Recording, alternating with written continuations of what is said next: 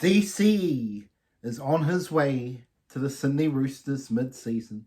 I heard it's potentially his last game if they lose again, or potentially within the next month. DCE on the way to the Roosters. Meninga, will he be the new coach of the Perth Bears? Yes. Will he be the coach of the Bears going forward? And will he work with Sam Burgess as his assistant? Can that even work? We will find out. New South Wales team selection happening. I'm going to give what I think Laura Daly's potentially going to do. And then my own tips. The Broncos, they just keep on giving. With Madge Maguire and the playing group under siege. Is this correct or not? And is the Galvin to the Bulldogs garbage talk? Or is it actually going to happen? Let's find out right here, right now, on your favourite channel, Barry Charles Footy Show. Let's get to it. Remember to like and subscribe so we can push towards 250 and then on our way to 1,000 and beyond. Let's get rocking and rolling here with Rugby League at its best. And yes, Origin is on its way, baby. But first of all, let's get DCE. Although the Roosters are clearing the ranks. Gone is Smith. Dominic Young potentially gone. Talks about other players on the way out. They are opening up the checkbook for DCE to be here very, very shortly. My word that if they lose again this week, that potentially DCE after the Origin will shake hands and sign with the Roosters effective immediately. Now, is this actually going to happen? I think it's pretty much in Manly's court. Roosters want it to happen. They won't tell you publicly, but they want it to happen. And to fast track Sam Walker's development. But will he get this? Will he get the go ahead from Manly? And I think it's as simple as this. If Manly lose this week, potentially it can happen. But I think more than likely in another month's time, if they lose 3 out of 4, he's gone, Burger. He'll be signing. But if they win 3 out of 4 and they turn it around, then that's a different story altogether, and Manly will keep him for the rest of the season. That's basically what it's come down to right here, right now. The Roosters want him now, but it's all in Manly's court, basically, and DCE hasn't really said much. But that is the talk around town.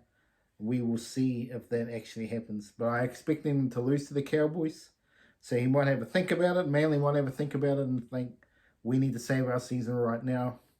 Because there is talk that there is a fight between the players here. Gerbo and DCE are not getting along.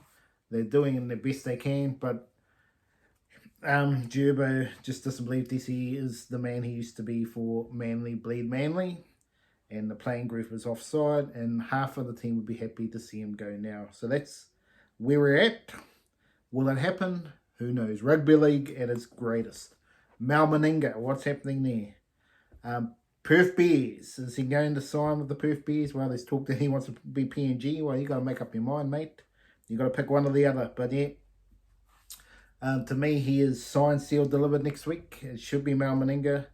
But the question mark is who will be his assistant. And that's probably what's the talking state right now. They want Sam Burgess to be the assistant and learn and then be the coach in a couple of years' time. That's what I am hearing. But there's also the likes of Josh Hannay, Dean Young. You can bring these guys up with an experienced assistant or ex-head coach and like a Justin Holbrook and Neil Henry, Jason Taylor, Michael Hagan type to really elevate and help the coaching staff. That is where it's at the moment. Brad Arthur is pretty much in the backfield, potentially. I don't see him going to PNG, so he's probably going to have to bite his time and probably stay in the Super League. But will Brad Arthur take the coaching job if Meninga says no? And the way Meninga is going to say no if he doesn't get what he wants. And then he's done that before with the Rabbitohs. He didn't like it, got talked down in the media. So we will see if he actually takes the job this time with the Perth Bears. He will definitely bring the culture and the expectations. But whether or not he has the clout to get the top players of now. Can he potentially maybe get a Munster? But he certainly is not going to get a Kalen Ponga, that's for sure. That'd be my question is, can he bring top talent to the club? And that's a question mark. Brad Arthur, I think potentially can probably get better players to go there because they believe in what he's doing.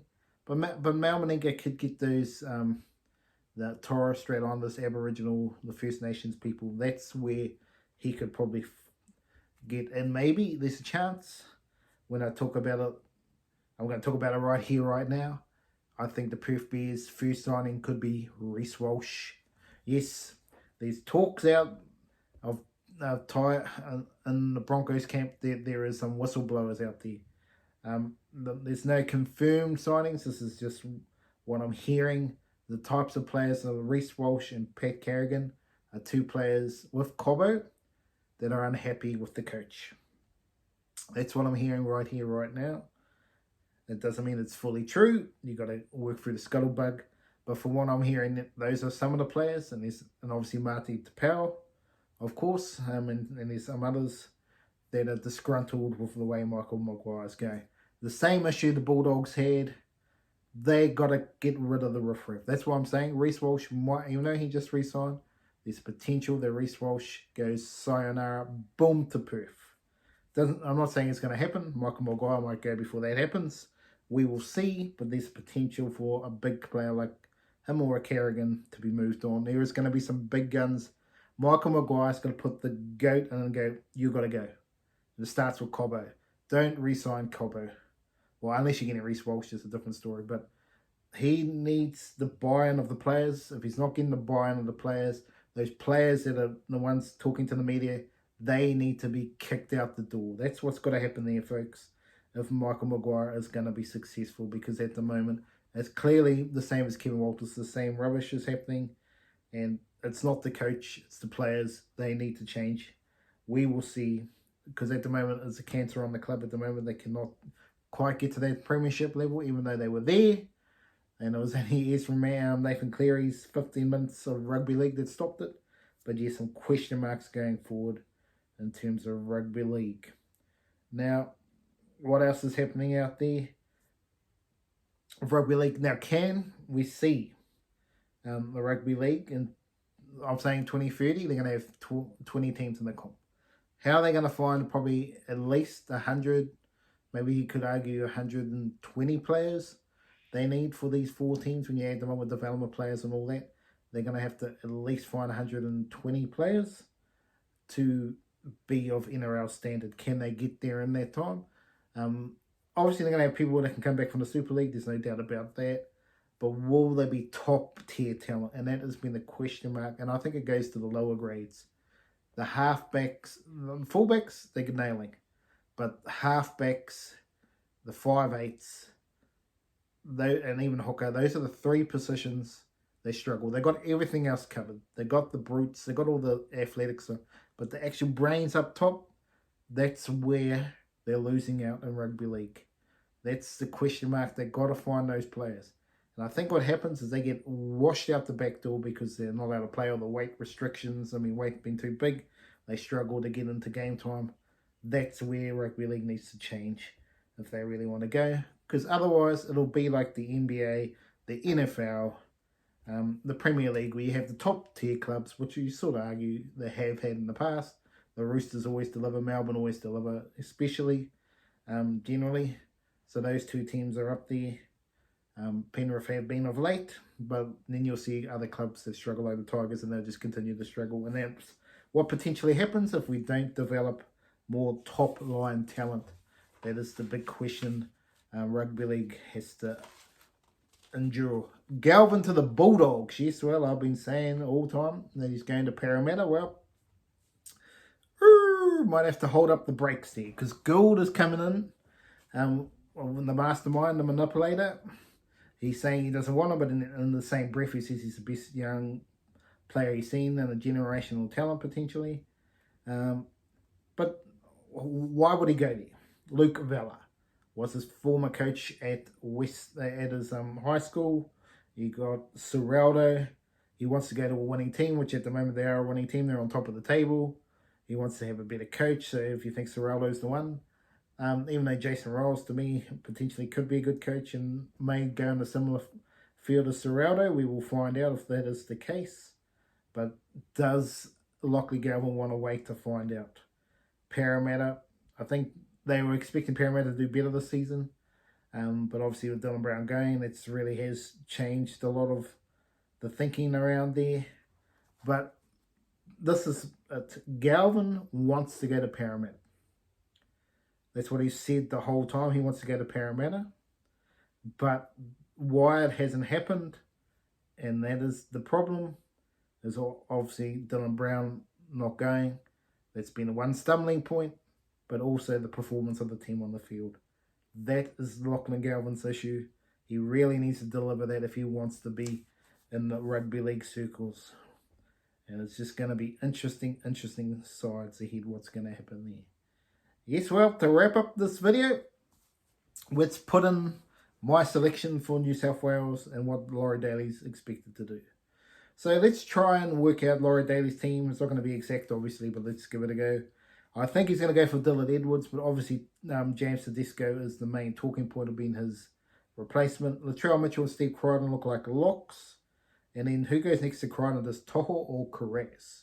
That's what the talk is around there. And then on the other side, you're talking about Jubo and Lomax. Turbo and Lomax. I think he's going to go for Turbo, which means to me it's out of Toho and thing and leaves out Lomax. But Lomax was the goal kicker. So very interesting. Lomax is good in the air too. That's very much where we're looking at, and it's where a lot of issues here. Who's he going to pick? Well, I've been thinking Luai the whole time, but from all the talk, maybe it's Moses and Cleary. We'll see. Where do I think? I think he's going to stick with Turbo. Jubo. I've got a funny feeling he's going to stick with Jubo. No guarantee he will. But him and Payne Haas for me. Then Reece Robinson, I think, is going to end up holding on the gig, but I think Uppy was a chance. But I think he's probably lost his chance after last week. Crichton and Martin and Mitchie Barney to 13, but there's talks that Mitchie Barney can go to 10.